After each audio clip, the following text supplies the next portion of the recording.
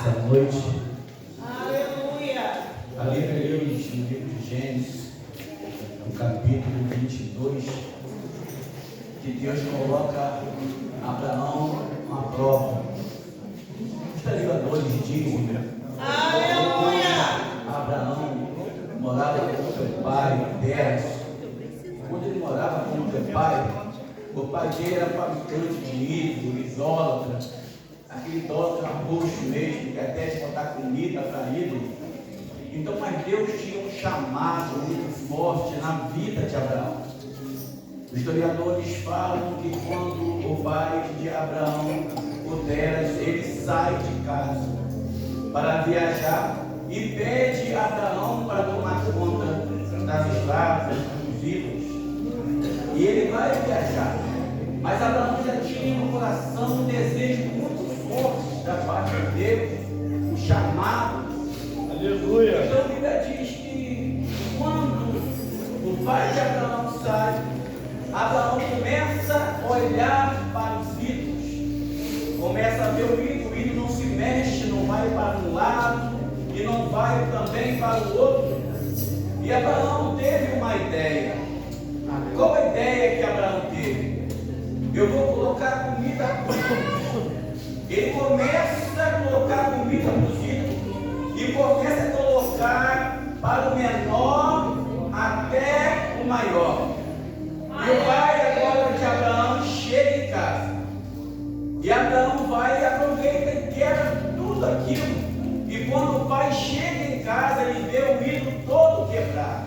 E pergunta: o que aconteceu com o ídolo? Por que estão quebrados? Porque quando eu saí estava tudo inteiro. O que está acontecendo?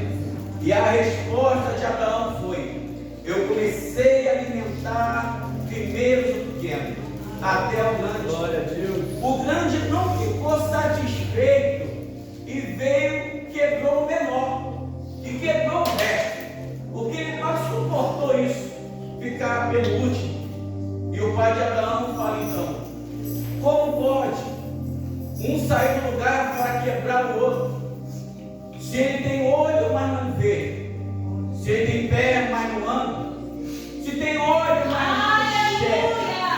Então Abraão diz para o seu pai: então como você vai atrás, como você acredita em um Deus que tem pé, mas não anda, que tem olho, mas não vê, que tem boca, mas não fala. E Abraão agora, com o pai, já não está satisfeito com o filho. Depois dessa discussão, ele sai. Deus fala: sai da sua terra, sai da sua parentela e vai para o lugar que eu te mostrarei. Sabendo que Sara, sua esposa, era estéril, e com muito custo Deus deu um filho para ela. Em vez de Abraão agora levantar altares para Deus, começa a levantar altares para Isaac. E Deus está vendo aquilo. E Deus vendo que ele levantava o altar para Isaac, a adoração a Deus foi diminuindo. Ele se apegou no filho. E Deus, sabendo o coração do homem, diz: pega seu filho, seu único filho, e vai no lugar que eu te mostrarei. E Deus ainda fala: pega seu filho, aquele que tu ama. Deus sabia do coração de Abraão. E a Bíblia diz que ele levanta Isaac e vai subir no pé do morro junto com os moços. E ele fala com os moços: ficai aqui no pé do monte, que eu e o moço iremos adorar a Deus, e depois de havermos adorado, retornaremos a vós.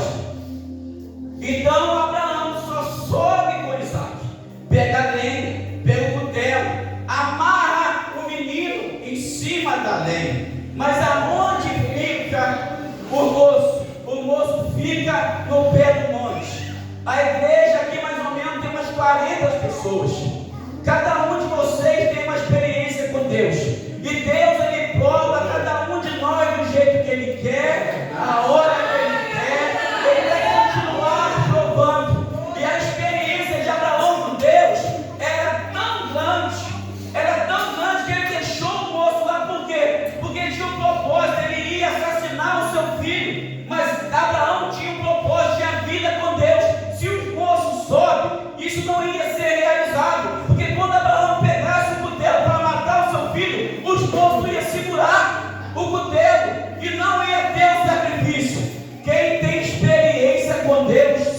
monte.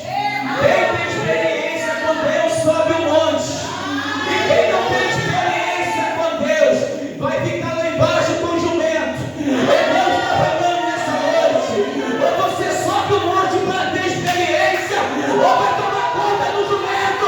Mas quando sobe o monte aqui nessa noite, para adorar o nome do Senhor e sacrificar aquilo que Deus prometeu. Aleluia! E ele sai de lá com o menino. É que Deus deixa falar para a igreja nessa noite. Tudo que está difícil na sua vida hoje, se você obedecer primeiro a voz de Deus, Deus proverá para si o cordeiro nessa noite e as almas